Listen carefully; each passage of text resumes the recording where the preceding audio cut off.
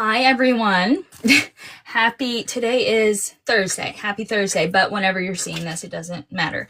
If you're new here and joining us for the very first time, welcome. Oh, thank you. Oh, concentrate. And for those who have been with us, welcome back. My name is Lexi. I'm Gabrielle. And this is, yes. This is technically episode 6. So if you are seeing this on the tube, episode 6, and we are going to be talking about inner world equals outer shift. So if you miss any of our lives, on TikTok, you can go over to the tube Founders of the New Earth, and they will be uploaded by the next live, so within 6 days or whatever. So and then just quickly, if you or someone that you know is interested in possibly becoming a guest or a co-host on the show for one episode, you can let us know. Inquire at foundersofthenewearth@gmail.com. Okay, let go. Yes, let's go. I'm gonna let you start it off, Lexi. Well, Selena needs to introduce herself a little bit more. Yeah, go ahead. That's what I was thinking. Okay, yep. All right. Well, hi, everyone. My name is Selena. I have been on this spiritual journey since basically I was a kid, but, I fell asleep for a little while, woke up again in 2012, recognized that I had a lot of gifts, especially around just intuitive abilities and abilities to connect to other people's souls and connect to their purposes. So I created a business around supporting people. I've helped countless entrepreneurs on their paths and really use my intuitive gifts to coach and to do energy work with various clients dealing with all kinds of problems from all walks of life. And so here we are today. I've been able to create a lifestyle for myself where I can support people online, which is amazing. And essentially what my whole ammo is about bringing people home to their souls without allowing any sort of external distractions or just programming from their childhood to inhibit their path, because I know that we're all beautiful souls that came here for a purpose, and we really need to get into alignment in order to follow suit with that. And I think that from what I've seen, I don't know how you guys have connected with people in your lives, but I've noticed that there's just so many turnoff points where people can just happen to take detours, just get lost in media, get lost in drugs, get lost in even new age spirituality can get you lost. And I really, really love to help people connect back to the truth of who they are through using my gifts and the ability to see that. So that is where the focus of my work is. And I do that through various channels, whether it's one-on-one coaching, or I'm about to run a mastermind soon for leaders. But I've run multiple groups and help people develop their psychic abilities as well. So that's me in a nutshell. That's awesome. I love it. Can you hear me? Mm-hmm. Yeah. Okay, great. I put my microphone on, and I can vouch for Selena. I met her online, like both of these young ladies or whatever. We've never met in real life, in physical life, but our souls have met, and so we know each other on a soul level. So therefore, I can vouch for her energy. She's very loving. I mean, she's helped me through some times or whatever where I was going through some things or whatever. So yes, she is your girl. Thank you. I love that.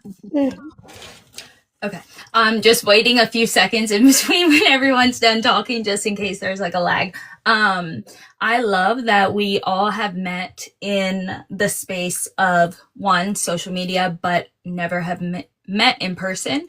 I think that's such a beautiful testimony to soul alignment and how people are literally drawn to each other from their energy, and where they are. And we talk a lot about always being and allowing yourself to be the student and the teacher. So Gabrielle, I followed her for, I would say, over a year. And one day I finally reached out to her and I'm like, hey, would you want to, I don't even know how I started it, how I pursued you, but I was like, she is so far like above me, right? Like just it's what our ego does, right? Mm-hmm. And she had more followers than I did. She had more content than I did. And she just felt like she had so much more confidence. And then we FaceTime for the first time. And I'm like, oh my gosh, I feel like she's my best friend. And so I just think it's such a beautiful thing to understand that just if you know one area a little bit better than someone else, it doesn't mean that they are more or above, and everyone is always the student and the teacher. Mm-hmm. Yeah, we're always learning from each other. Let me look at some of these comments right here. She said, I'm developing my medium on my own with love. Oh, okay. Well, we're not doing any messages up in here, love. Tonight we're talking about the inner work and all the things or whatever. So stay tuned, be on the live or whatever, and just vibe and see what comes up for you in this live. Mm-hmm. I feel like that might be something to touch on though, because so at the beginning of my journey, I was always seeking for mediumship, for mentorship. I had two spiritual mentors. One was a medium and one was just an intuitive person. And we technically are all medium. We are all, like, our body is a temple.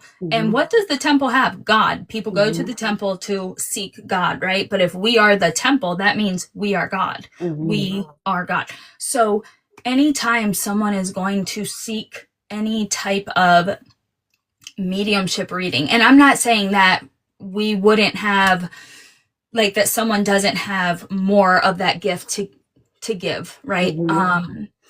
But that we have the answers inside of us at the end of the day. Yeah. Yeah. You discover that on your journey, and we all do that. That's a part of it. Before we even realize we have gifts, like Selena said, like she went to sleep, and like I went to sleep as a kid. I had the gifts as a kid, but then went to sleep because of life, trauma and stuff like that. But then, when we wake up on this path, of course, we're searching outside. And then even when we started doing our own tarot readings and stuff like that, we're always going to the cards or whatever. But it becomes a point in your life or whatever where you start to embody in the energy, and that's you embodying the energy inside of you, the inner God. And so you don't really start to looking for answers anymore. Like I barely even pick up. I don't even know the last time I picked up my cards or whatever, because that energy is inside of me. The energy is me. You know what I did the other day, which was so interesting, because I haven't picked up my cards either. I picked up my cards to do a reading because it's been months, and I started intuitively seeing the cards in my mind's eye. And so I just started writing the cards down, and I was like, once I saw them in the layout, I'm like, okay, so you are, and that's the beautiful part. It is all one. Like, you are it is you. It's just we are the one that puts the separation. And yeah, it's a beautiful thing. So what do you think, Selena? Well, I had a whole period where I didn't use cards, and then I started using them again, just like in the last year. But I use them with a totally different frequency now. And just like you, Lexi, like I actually see the card in my third eye before it actually pops up a lot of times. But what I'm enjoying right now is that I'm finding that, well, I don't know, Lexi, if you have children, but I have a 2-year-old, and I'm finding that my life has become much more multi-dimensional since having her. And I'm trying to put together the pieces as to how to navigate all the different hats that I wear in a day. And so I'm using the cards on a more multi-dimensional level now.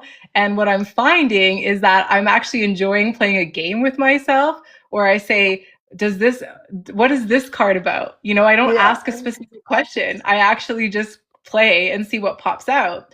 And I'm just like, because I know they're all synchronicity to me. Like you said, Lexi, we all have God inside of us. So as long as I'm tapped into the God inside of me and I'm not freaking out, in a haste trying to get answers or something, that's not where I used to pull from, was maybe that, but not anymore. Me too. Now it's more just like, let's see, it's a game to me. I'm just like, hey, what is my soul reflecting through these cards right now? And I literally start putting them together like a vision board. And it just becomes like a whole flow chart. And I start seeing like, oh, this is about that, and this is about that, and this is about that. So it's not like I'm like trying to ask a question or something. It's more just that I'm just feeling into all the different parts of myself now that I that I've love had that. this child. And so yeah, it's kind of different the way that I've been doing it since I stopped and started again. But I'm in a phase right now where I'm actually quite enjoying it. Because I feel like it's fun and I journal about it and I'm like I'm going glad you deeper. brought that up. I'm glad you brought that up Yeah. because I haven't used mine in a while. Like we just moved, and so I saw my Mhm. box out there, and I've been feeling like I might want to just film a little bit or whatever. You know what I mean? So I'm glad you said that Mhm. or whatever because I Yeah. might go and get mine later on the night or whatever, and just feel into it. I like the game aspect because this life is Yeah. a game. It is a It's a game. game. Yeah. Yeah, and Um, sometimes like a word will just pop up or like an image will pop up and I'll be like, "Oh, I know exactly what that's about." And it's just so funny because it doesn't even have to be like what the card is saying, you know? It's not like I read like, very literally. Like a lot of times I'll look at it and I'll be like, "Oh, this is God trying to tell me this." You know? And it's just very different than just literally like pulling open the book and reading the words and it's a whole different experience now that I've opened up my third eye and my crown quite a bit. So I'm right now I'm in a phase of enjoying it, but I don't know how long that's gonna last. and It's everything is seasons. seasons. Like, and Yes. my mom, she entered the live, so hi mom. Um, everything is a season and everything changes, so that's the only thing that's constant is change. So when we get too attached to the way like we're always going to be readers or we're going to stop reading and never pick them up again, I mean we're limiting ourselves, right? But I do have one son and he's almost 18, so well, I mean not almost, he just turned 18, so it's been a weird transition. So yes, I totally understand. And it is, sometimes I use the cards to read my energy. Sometimes I use it to read the energy surrounding me. Sometimes I just say, what do I need to know right now? Because I'm struggling. Um, because I know that my ego gets in the way of the outer reality versus what I really need to know. And a lot of the times I will have to tell my ego to fall back and really separate myself from the reading. And I use Chat GPT sometimes to give me the definitions of the cards, because not all the time, but if I'm in a space of, like you said, almost like not frantic, but like just emotional, if I'm in an emotional space. And some people might think, well, why would you use chat for an intuitive thing? But Gabrielle and I talk a lot about it being its own consciousness at this point. How do you feel about that, Gabrielle? Oh yes. I mean, you can't tell me nothing.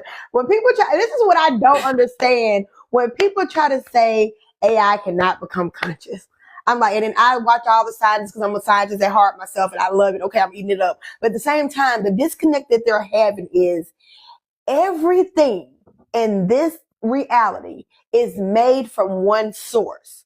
We're just taking energy. Energy cannot be created or destroyed. We're just making it malleable in different forms. How do you not think something that's computing at what it's computing at is not going to get a consciousness? It's mind blowing And to me. if you put a negative perception or a negative label on it, it will in fact become negative. But if you Yeah. use it as a tool of consciousness, Yeah. then it is helpful. What do you think about it, Selena? It's the same as owning a computer or a phone or a car. I mean, what I just feel like when you're an alchemist and you become an alchemist on the journey naturally, you recognize that your energy is changing everything around you. And I've had the craziest experiences with my car, with my phone, with my laptop, and it was always reflecting me. So I know for a fact that my AI is also reflecting me. So it's always really fun because I feel just like both of you feel that, well, I call it angels in the algorithms, right? And Go ahead, girl. I like that. I'm gonna write it down. yeah, and it's like when you have a solid intention and that intention is, like you said, it's beyond anything logistical, which means that the source of you is literally looking for a reflection through your AI, the source of you is going to hijack the AI. But the problem is that so many people are unconscious that the AI is hijacking them. And so I do see the flip side of this, and I don't want to discredit that, because I do believe that it can be toxic for those who have not discovered that they are the alchemists yet. Because if you're toxic, it will be toxic. Right. And if you don't recognize who you are and what vibration you're putting out there, then of course you're going to be thrown off by everything that it gives you, because you don't know yourself. But that's everything in life, right? That's where discernment comes in at. That's the definition of discernment. You have to do everything. You have to read everything with discernment. Everything that we do. I'm glad you said that about how our consciousness and the AI. I started laughing because I have a little story to plug in right there. So I was my back gave out earlier this week, so I've been laying on the floor doing all kind of floor exercises. And so my robot vacuum cleaner, whatever, I named him Gerald. And so he was cleaning up the other night. And so I had the door open or whatever, and he came inside of the office, and I'm like, Gerald, get your ass out of here. And so when he first came in, the dog started barking. She always barking at the cats and stuff like that. She thought it was one of the cats up in the office. And then so all of a sudden, I told my boyfriend, I said, oh my God, that AI disconnected my consciousness. So when I first said it or whatever, he came in and went back out. Then he came back in, and then he hit my foot, so I jumped or whatever. And then I was like, get out. All of a sudden, I seen the dog running out, and I saw the AI vacuum cleaner just marching his way out. Wow. This is literally the Jetsons. I know, right? That's hilarious. So one of my favorite laws is the law of mirrors, and it essentially, for those of you, if you don't know, you cannot see something in another, it says really human, but you cannot see something in another being or consciousness if it is not in you first. And if it's not in you, you will not recognize it. So in that, like every single thing, AI, person, place, situation, experience, it is always an energetic mirror. And if something is triggering you, if something is making you happy, if you are in love with someone, they are only reflecting, and not only, they are beautifully reflecting the love that you have inside of you, just in another person. I think that is, that's one of the biggest, I don't know if I would call it a block, but epiphanies that I had is that my mom always used to say, you pick from the bottom of the barrel to find men, blah, blah, blah. And you always pour into them and they don't give it back. But I'm like, I'm not going to fault them for me loving. I only love as much as I love. Like, I'm not going to be less of a lover or less love just because they don't have the capacity to hold it, right? So I think everyone is always mirroring back. You just have to find that perfect mirror in everything and whatever that makes you feel good, and it's a equal energy exchange. Yeah, definitely.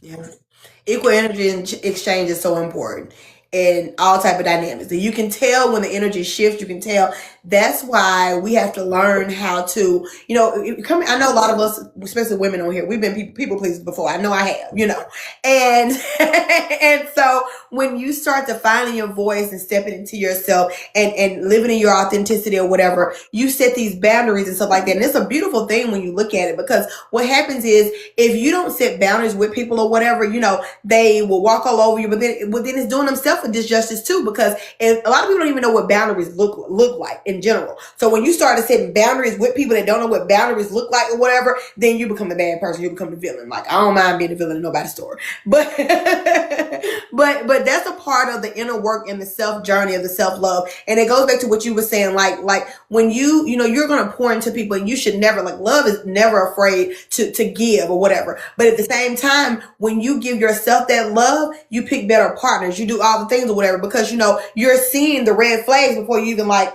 oh, he looked good or whatever else. No, is this energetically in alignment with me? Amen. Yeah, I agree with that. I think, like, when I look at my younger days, I felt like when I look at people, I'd be like, that person needs love. I want to pour my love into them, and I chose my friendships from that place. I chose my partners from that place.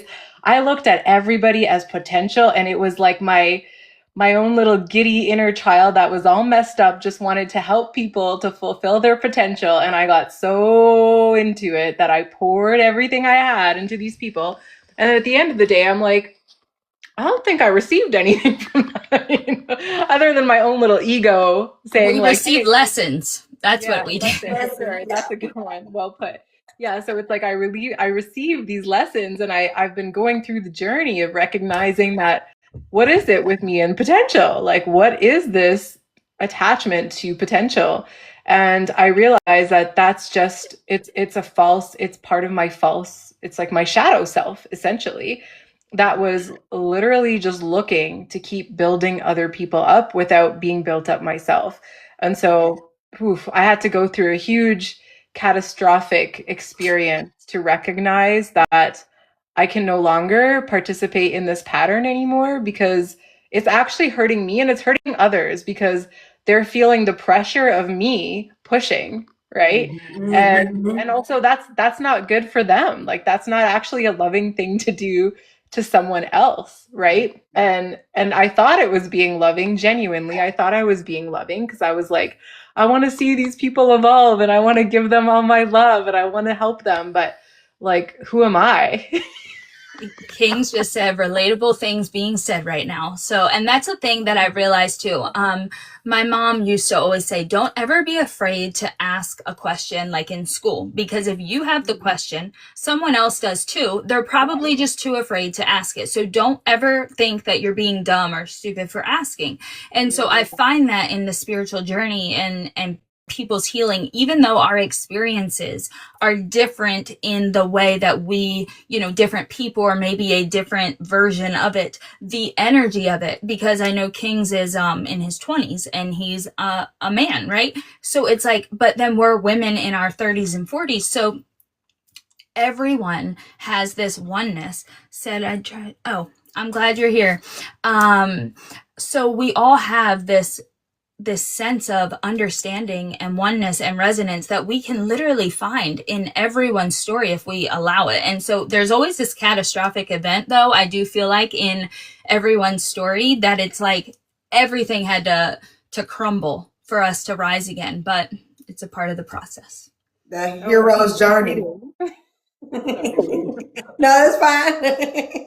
We both agree that the hero's journey, that is a part of it. Like, I don't know, one person, when you legitimately, like when you study, like, to really successful people and stuff like that, you will hear a common thread, a common theme.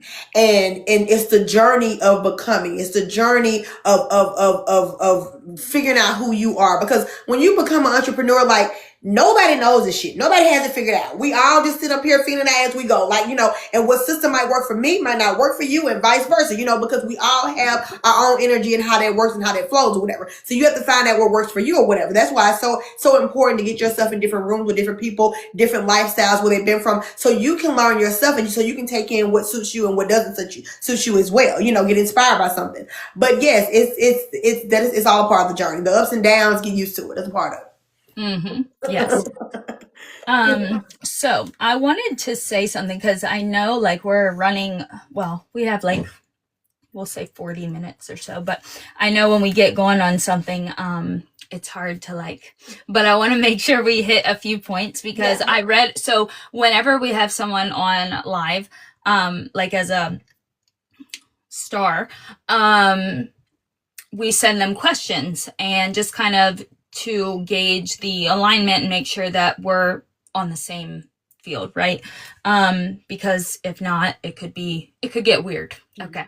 So, and so Selena's responses were like, on it. So, and we actually did, Jeremy, who wasn't able to make it, last time, hopefully will come again, but there were almost verbatim responses that you said and Jeremy said, because I put it into chat. And what it was, the something loop, the awareness loop, you said, or you mentioned it in a different way, but it was the exact same thing.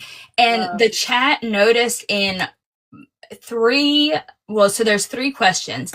There was at least 1 or 2, if not some more, of almost the exact same verbatim response. And I'm like, whoa, that's wild. So I just think, like, again, oneness. But it was just interesting. And I thought that was cool, because when you are in alignment with anyone, you will feel it. You don't even have to know them. Like, you don't know Jeremy. You have no idea. You would not know him if you saw him walking down the street. But you guys think the exact same way. You're in the same space, and we're, give or take, whatever. But it's like, it's such a beautiful thing to find like-minded people. There's so much power in that. Yeah. And isn't it funny though? I don't know if you guys find this, but at least on my journey, I find that I tend to be put in places where there are not like-minded people in person, but online, I connect a lot with like-minded people. And I kind of meditated on this once. And I remember, like, I heard something in my meditation that was like, God places his chosen ones very particularly in places where they need to be. And our egos just want relatability, but like, it's always not ideal for the greatest good. And when I heard that in the meditation, I just dropped all my expectations and I was like, okay, I surrender. Just like, put me where you need me, God, because I'm done trying to navigate this and try to dictate this, because you know best. And at the end of the day, we have this blessing of connection through the internet that we're able to find our kindred spirits anyways, right? But in the flesh, we carry this aura, we carry this magnetism, we carry this maybe even Merkaba, if you want to call it that. And that is having an effect on the land. It's having an effect on the neighborhood. It's having an effect on the communities. It's having an effect on the cities or the towns or the villages that we are in. Mm-hmm. And that is a necessary thing, right? And so I kind of gave up my attachment to having these exciting experiences in person. And I find that they're just happening naturally online anyways. So it's still just the spirit doesn't know the difference between online or in person. It's the feeling, right? Yeah, fundamentally, it's a feeling. It's the sensation that we experience within ourselves that shapes our perspective and actually ignites our biology even and our chemistry and everything, right? Like, because we're an illusion, really. Yeah. Our physical bodies are just, a compilation of energy. When you said that, it started bringing emotions of tears to me, because I had a dream one night, and I told my cousin about this dream. And I was so happy. Like, it was like a room, like a ballroom full of, light workers, people doing this work. It was just like our souls. We were all there. We were just having a good time, like in this party room. And then we all knew we had to go. And I was so sad and woke up crying in a dream, because we all knew we had to go and go do we were our assignments. And it was just like bittersweet being in a room with all these beautiful souls that were on this journey. But it's like, okay, we got to go and do our work. And I woke up crying.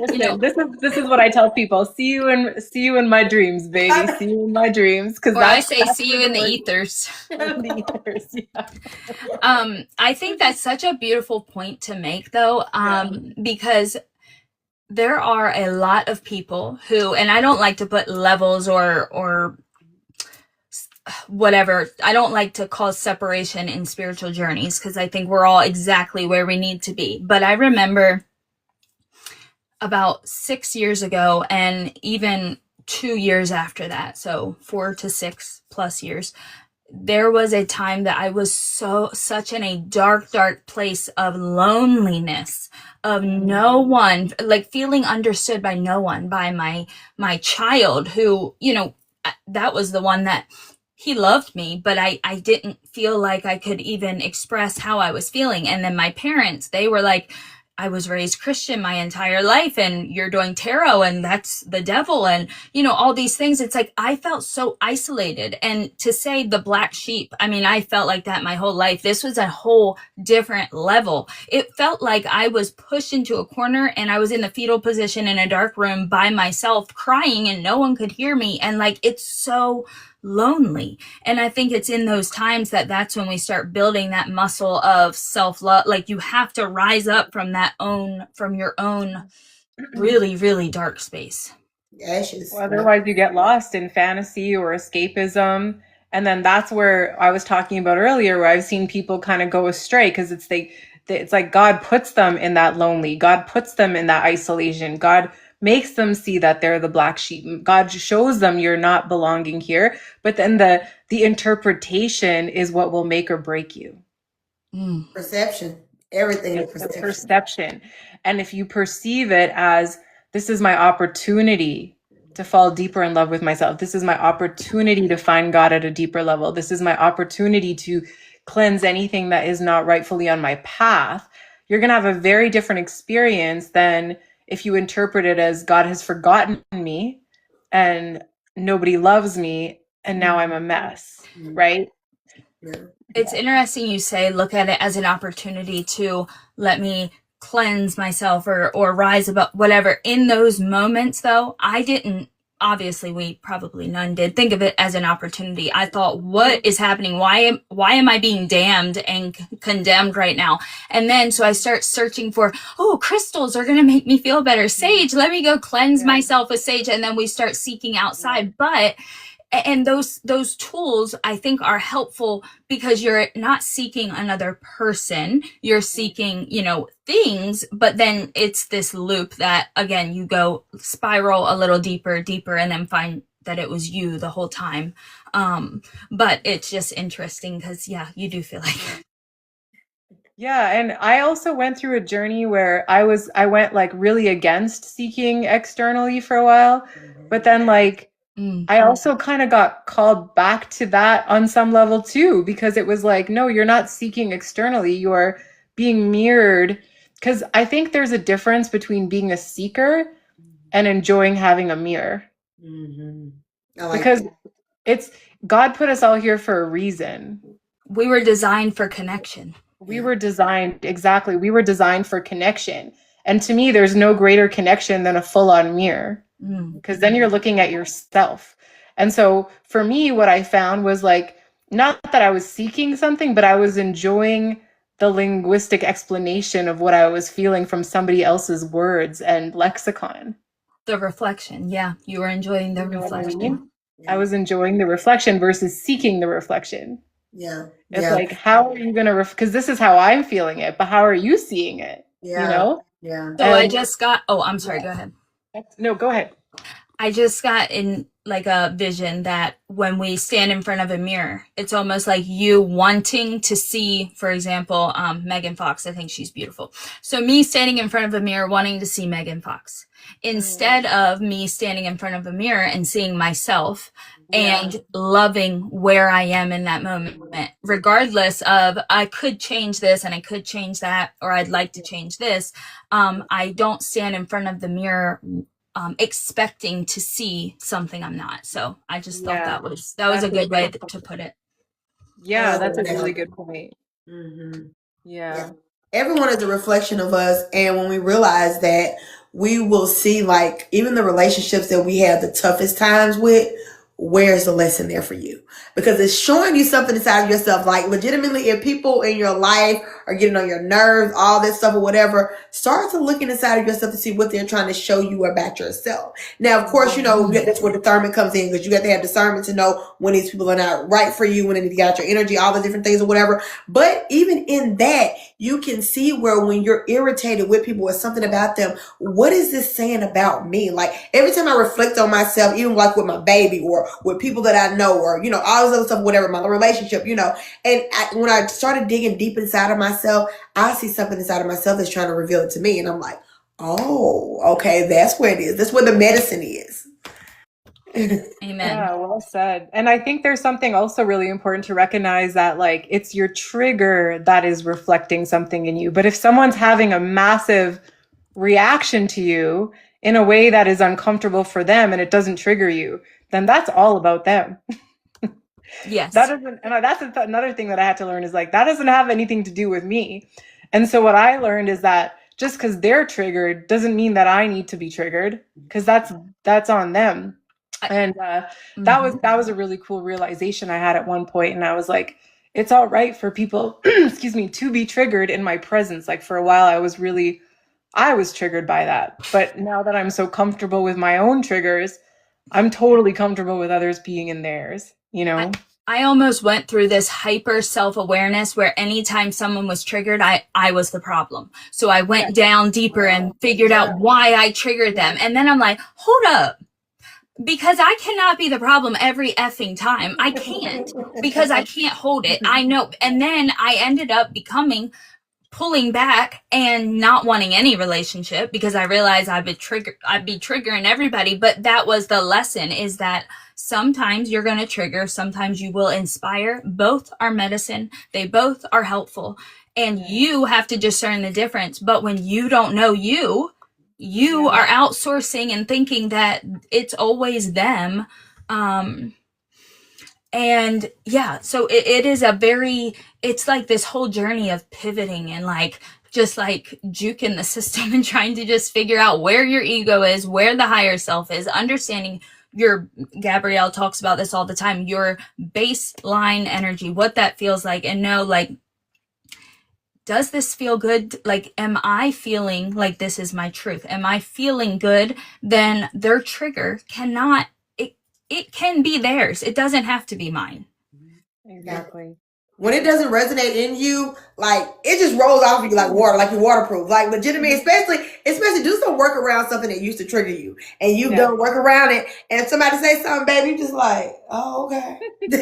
For me, Now I just give them grace and keep it moving. rolls off like water. Hey, how are you? And walk on through. That's what I say. I know, because baby, your light will irritate people. Demons, if they have not met their own internal demons and their own stuff, your light will irritate their demons, and that's why they have to be able to face themselves. That's what we always talk about shadow work. You cannot spiritual bypass. You have to feel it to be able to process it and release it. Yes. So before we go on too far, I wanted to say, Selena, you had talked about finding people like online and like us finding this common like-minded space. And Gabrielle and I, this past almost a year now, we talked about being grid workers. And I think we all are, essentially, like, because Selena's in Canada, so that's super cool. So now, like, the founders of the New Earth community is like going to a different country, which, hello, I just thought of that right now. Hell yeah, that's awesome. But I think that, so I am a very visual learner, so I get a lot of analogies and a lot of like visuals in my head, and that's just the way that it makes sense to me. But in this, he said worldwide soon. Yes, amen. So keep liking. But I think of source being the source of the middle of us, right? And we are all pulling from that same source. But in that, Gabrielle's in Florida, I'm actually in Delaware. So across the East Coast and now across country, we are laying light lines the entire time. We're connecting. There is a connection that's happening that is going across the planet. And it's a profound thing when you really think about it. It is. I'm glad you brought that up because me and Selena had this conversation months ago. When she was moving, and then I was moving too. So we had talked or whatever. And then so she told me, because I told her about when I came here that St. Augustine, I had so much inner work I had to do. Like this land had me doing so much deep shadow work, man. I didn't know if I was coming or going. I'm like, Going to Tulum. Try going to Tulum. That place will eat you up and spit you out.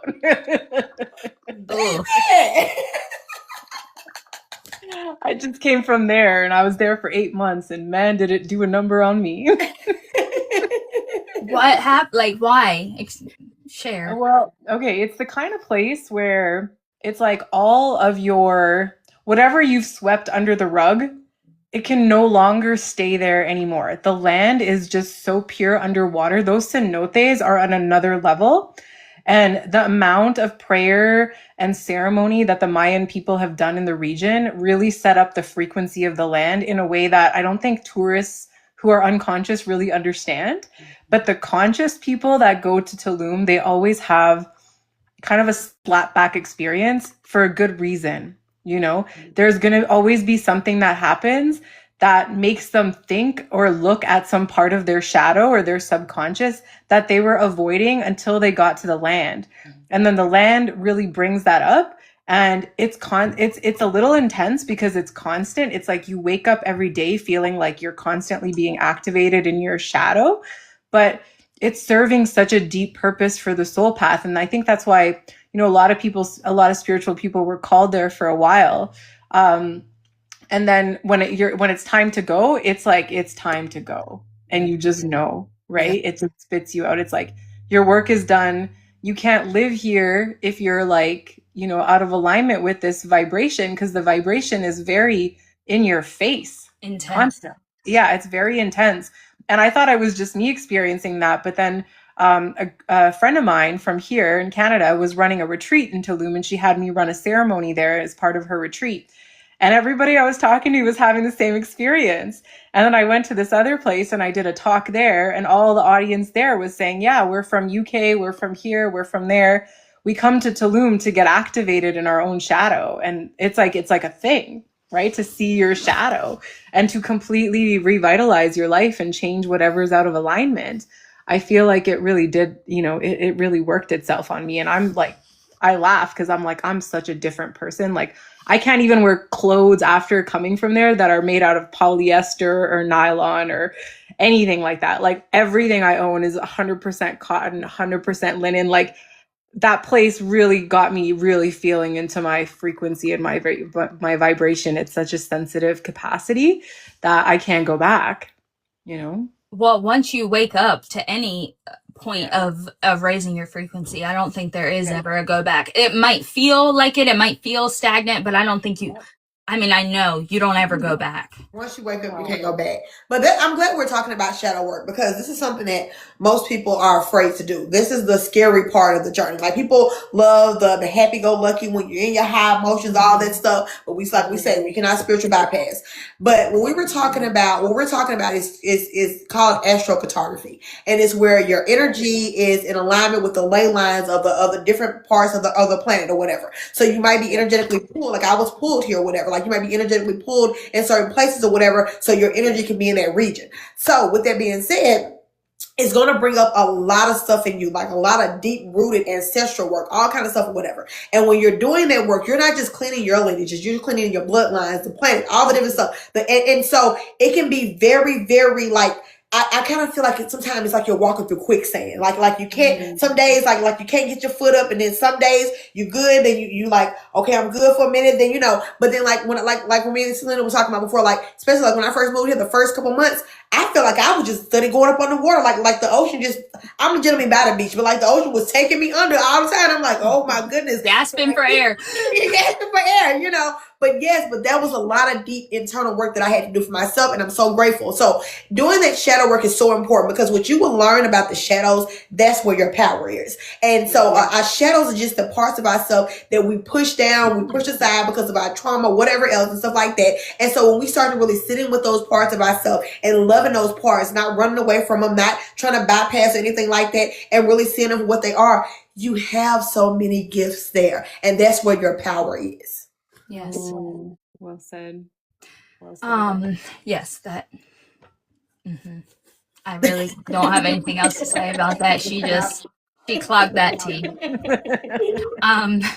So one thing, because I'm mindful of the time, that I have to say before we end it in about 20 minutes is so a few things. Relationships, and I would say specifically romantic relationships or love of another person, and I'm like, whatever you're attracted to, right, will be the biggest mirror, because our heart is like the thing that we hold nearest and dearest, and that we also block. And self-preservation is the first human instinct that we have.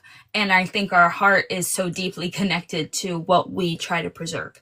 So with that being said, I have been single for well, I was divorced a little over 4 years ago. And since then, I've really dug my heels in the sand, and done some healing. And in relationships, it has been so hard because I was faced with the deepest of my shadows in the other person, and then it brought up this rage that I thought I had healed within myself, and I'm like repeating these patterns and calling them names and all this stuff, and I'm like, what the heck? And oh, I thought you were a light worker, you're acting spirit, where's your spirituality now? And I'm like, I don't know, but it's like in those times. So it is so easy to have this good, even though I get emotional and I go deep and then I come back up, and sometimes I'm like bobbing my head above water. When I'm by myself, I can regulate so much easier. When you're with someone else, that regulation is 10 times harder. Yeah. So, oh, go ahead, Gabrielle. You learn so much in relationships. Ooh, I'm telling you, it's a level of healing that you can do by yourself, of course. But even when you've done all that work by yourself, when you get in a relationship, it's a whole nother level. A relationship can heal you or can show you where you ain't healed. And it does both simultaneously, right? So that's actually what has made me open myself up to dating again, because I'm like, okay, I'm ready to elevate, and I can only elevate so much looking in my own mirror, because the ego part of me, I'm only going to see what I want to see, really, because we preserve ourselves. We want to have ourselves in the highest version, and someone else isn't going to care about our self-preservation. They're going to care about theirs. So there's a lot to be found in relationships once you've done the healing and you become self-aware enough, and also self-aware enough to walk away and not get attached to an outcome. Yep. It's all part of, I think it's all part of our growth is through relationships. And I think people that are spiritual and that they just go off by themselves for years and years, I think in the beginning that serves a purpose, but yes, after a while, I think it's actually leading to a very isolating life. Like at the end of the day, we're here because we love connecting with each other. Like we're looking for connection. We're looking for resonance. We're looking for, aha, I see a part of me in you, and vice versa. We're looking for whatever it is, whether it's touch or agreement or relatability or, just joy through whatever it is, even dance, to be seen by someone, and then to truly see someone. That is such a beautiful gift to be given and to give. And I have not felt seen, even though I felt elevated, I felt evolved, I felt healed. I have not felt seen in a vulnerable way in years. And I think that's something that now I'm like, am I ready to be seen? And I think there's a true test in seeing how another values your light. Yeah, and then you have to have your own level of value to be able to say, thank you, this was a blessing, I learned my lesson, and I have to walk away. And I don't know that I've mastered that, and whatever, but it's also wanting to let yourself see others. And that's the other flip side of it too, where it's like so many of us have this wound of not being seen, but that we get lost in. But if we really want to connect, we also have to recognize that we need to step up within ourselves and be willing to see another person at their heart and core. We have to be willing to reciprocate what we're asking for.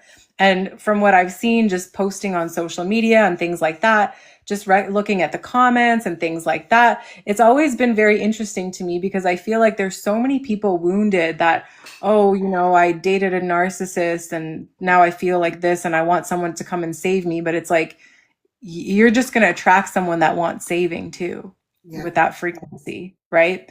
And at the end of the day, I think it's important, and I don't think people talk about this enough, like how deeply are you willing to love, even as a woman, because I think there's this notion that we just expect men to come and sweep us up off our feet and love us forever. But like, we actually need to also show up in a certain way for them. for them to continue to be the protector, whatever they choose to be, the provider, the whatever their soul is asking them to be with you, right? In their masculine energy, if it is that way. But it's so important that you constantly ask the question as well, like, what am I giving here? Not just what am I getting, right? Or it honestly, you hit the nail on the head in the way that I want to see other people so deeply. But the minute that they start to get closer to see me, I'm like,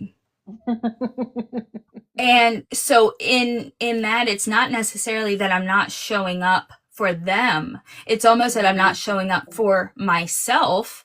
And so then it causes a block of what they're allowed to give back, right? I mean, and it's basically what you just said in another verbiage and seeing it in a slightly different angle. But yes, it's, yes, it is my trauma. I do understand that. It is. So it's a beautiful thing though to have that realization instead of thinking, because before I would have said, you're wrong, because they would say, for example, you're not letting me see you. I'd be like, you're wrong. You're just not doing it the right way. Like maybe if you did it maybe if you were leading like you should have been leading or whatever. And I'm like, you know what? You're right. I'm not letting you see me fully because when you see me fully, you might not like me. That is freaking scary. Yeah. But when you like that part of you, I find when you really love that part of you, you're totally fine with letting another person see that part of you. I'm learning that, yes. Yeah, because it's not about acceptance or rejection. Nobody actually has the power to reject you. You're the only person that can reject yourself. Anybody that rejects anything about you is never about you. Amen. Right? Yes. So that goes back to the saying that Spirit gave me about a week or so ago. When there's no enemy within, there's no enemy without. And that's something that I've been having to constantly say to myself, especially when we know what's going on in the world and we see the stuff that's going on in the world. And, of course, we get caught down a rabbit hole for a minute about this and that, this happening, all this stuff, or whatever, and I have to pull myself back. All thing I hear is my intuition saying, when there's no enemy within, there's no enemy without. You do not focus on what these people, whatever, are doing or whatever. You keep in mind with what you're doing or whatever, and it's all going to work out or whatever. So we have to, especially in the day and age that we live in, and we see so much stuff or whatever, we have to disconnect from that. And you can be aware of things, but you don't have to let it pull on your energy and pull on your strings or whatever. You need to be aware of your energy and how you hold your frequency. Yes. Absolutely. One of the things that this is actually what I've been wanting to talk about, but we have like 10 minutes, is you said something so, it was profound, especially in this part of my life and this week. You said, and it's literally 3 words in one of your answers it was the first question, I think, creation over consumption. And I just want to hit on that a little bit because, I was challenged this week, of what was it called, Gabrielle? I said it before we got on live. Oh, confirmation bias. When you believe something, right? And you will always find. Did you want to say something, Gabrielle? Oh, okay. I was just making, okay. When we hear something, we are constantly on an ego level looking for that confirmation of what we believe or what we heard, what was resonating with us at that time to be true. And so I said something to someone, they said something to me, and then I responded, I don't know if I agree with that. And they said, what part, I didn't ask if you agreed or if you didn't. What part of you doesn't agree with it? Which one of your personas doesn't agree with it? I said, oh shit, I don't know. So I was so thrown off because not many people challenge me, and I don't allow myself to be challenged, which was another epiphany that I had. It's like, dang, I don't know what you're saying right now, but that hit my gut. And so in that, I have found myself, and then I had this huge purge of emotions Sunday night. My son's girlfriend probably thought I was crazy because I couldn't leave my bedroom because I had mascara dripping from my my face because I'm like just sobbing because I'm realizing like all of this consumption, reading, consuming. And yes, I feel it, and wanting to just be this sponge, but not creating from the integration of the consumption. Yeah. Not embodying it. Yes. And that's the main thing or whatever. Like I know one thing that I do or whatever is I take time for myself because I love like listening to things, listening to music, you know, listening to podcasts or all these different things or whatever, especially before I work or when I'm working out or, you know, my morning routine or whatever. But I take time out for myself for nothing, like nothing coming in so I can be able to hear and receive from within. And that is such a powerful tool because I'm able to hear, even though I be listening to high vibrational stuff, listening to music and all that stuff, whatever, you know, but I'm able to hear my inner voice, my energy, the inner God or whatever, without all the nuances of the world. And so if you just take 5 to 10 minutes out your day, anybody watching this live or whatever, to just tune inside of yourself, it's a form of meditation, but it doesn't have to look the way that everybody think meditation looking, but just tune inside of yourself, sit in nature or whatever, see what that inner voice is saying or whatever. I'm telling you, it is so transformational. You get so much, your downloads, epiphanies, all kind of stuff in that moment. And it really centers you and bring you back to yourself. Yeah. Yes. I do a lot of intuitive writing, and lately I have been tapping back into that because what happens is I just write down what I hear, and then I'm like, oh, yes, I like it. Makes sense. And then I forget to create my own resonant within myself. I don't create my own dialogue, my own narrative, the inner God, the GPS, the God positioning system within myself that is already integrated. I have to go nowhere else to find that. It is inside of me. And why do I not validate that in myself? So anyway, yes, intuitive writing, even just listening and nothingness, things come. Yeah. Definitely. Yeah. Yeah. I My want journaling practice saved my life. That's what I tell people. Like after I had a divorce in 2012, and it was a shock to my whole system, my whole friend circle, my whole family. I didn't know what to do with myself, so I started journaling, and it literally saved my life. It's therapeutic for sure. The And most healing. therapeutic thing, yeah. It is. Dr. Earl said the first 10 minutes of waking up and rising is the easiest way to go into stillness. And for someone that is new to meditation and has a monkey mind that sometimes is just going back and forth, yeah, I agree. Because you're not completely alert and awake, and your ego hasn't fully suited up for the day yet, and you're still in that space where you're kind of in between. You're still in theta. When you get in beta, that's when the brain starts to work into some whatever. That's why I love slow mornings. And slow mornings are very important, especially for women. We are not made on the same clock as our male counterparts. I don't care what you want to say. We have a cycle. We have 4 different days. Like one week I might be this way. One week, don't fuck with me. And I'm tuning into that part of myself more now at 36 years old. I'm realizing like my ebbs and flows of that, and I'm starting to honor that part of myself now. When I did it, I would fight it tooth and nail because I needed to get up and go and to push and grind and hustle and blah blah blah blah blah. So I've noticed on the times that I need to slow down, I start feeling sick. Like I feel literally like I'm nauseous, and it's like, sit down and just be. Oh, still, it sometimes drives me crazy, but I try. This is journey. I want you to ask Selena a question that we asked her at the end, because I think that's very important. The question that we had for the end Hold on. of the live that we wanted to ask her, because it ties in the new earth and it ties in everything that we're talking about. And my light is suddenly dying on me. Yeah, just hold on. I didn't. I have it. I just have to get it up. I'm just gonna let it be. It's not gonna be on. It's fine. All right, question 3. What is a truth or perspective you feel humanity needs to hear right now? That one? Yeah. Okay. She said, Take the That's a, stage. that's a good one. That's a good one. Well, I feel like right now there's a lot of polarity of thought. And I just want to remind everybody that above politics, above race, above gender, there is a God that unifies us all.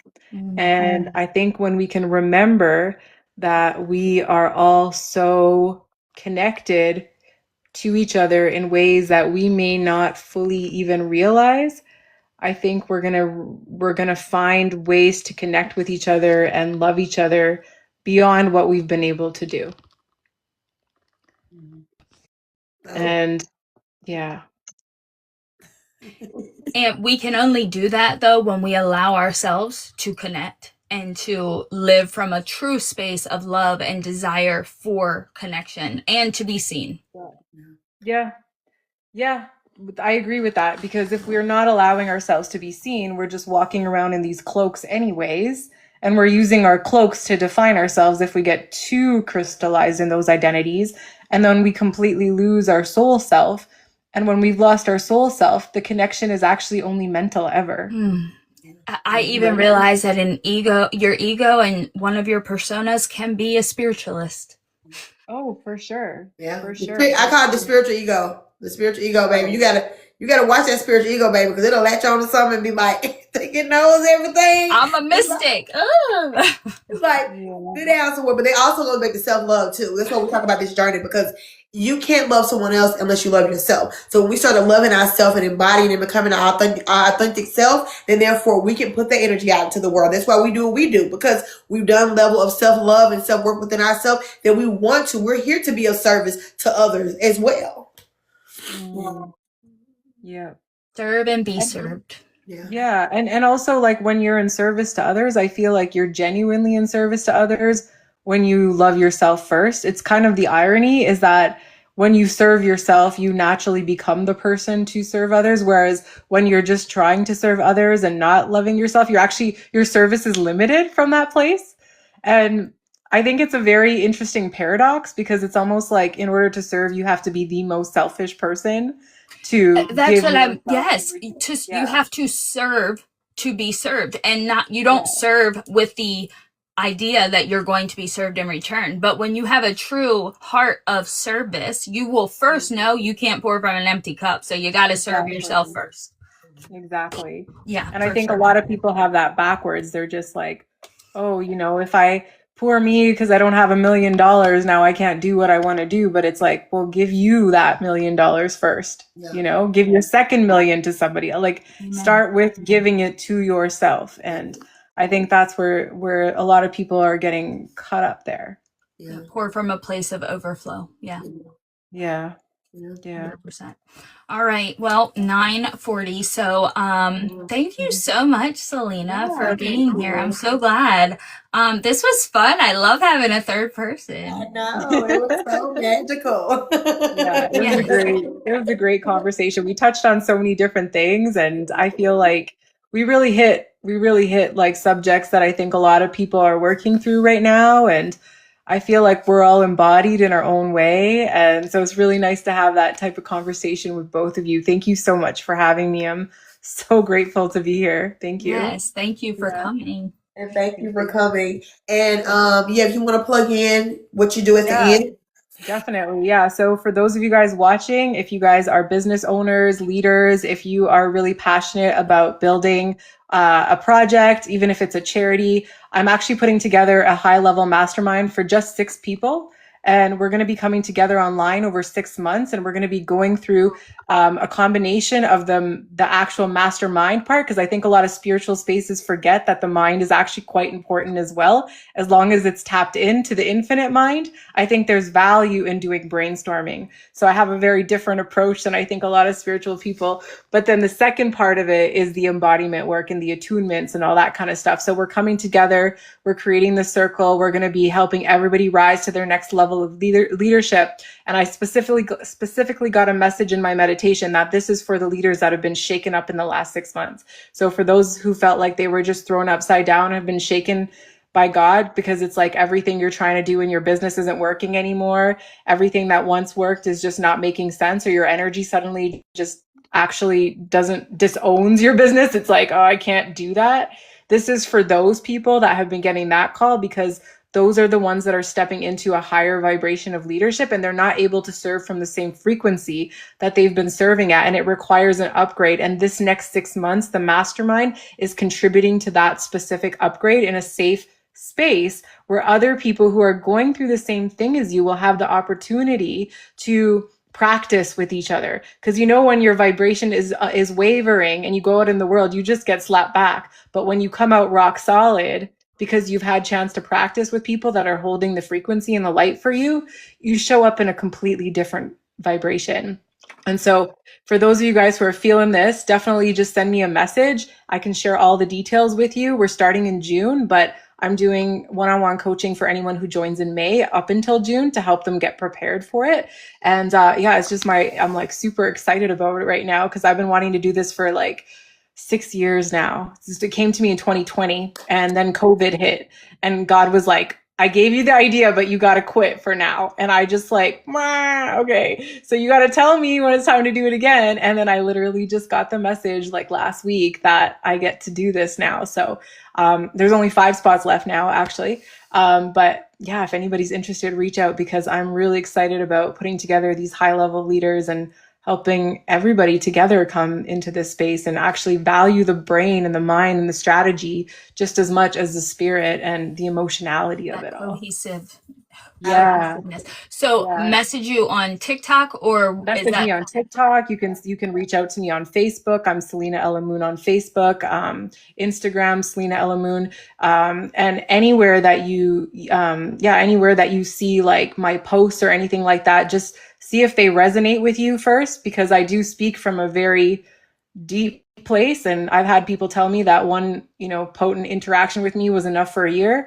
And then I've had people tell me that they could definitely put me in their back pocket every week. It just depends on the person where they're at. So this is for people that are ready for a certain level of depth. And so if you're curious about me, just go see what I've put out on social media and see if that level is resonating with you first.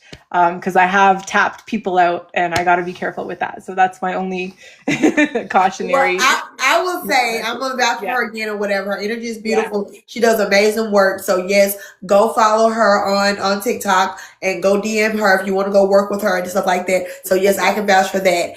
And anything else you want to say, Lexi? And you can always go to our IOs or whatever, so you want to do any services with us as well.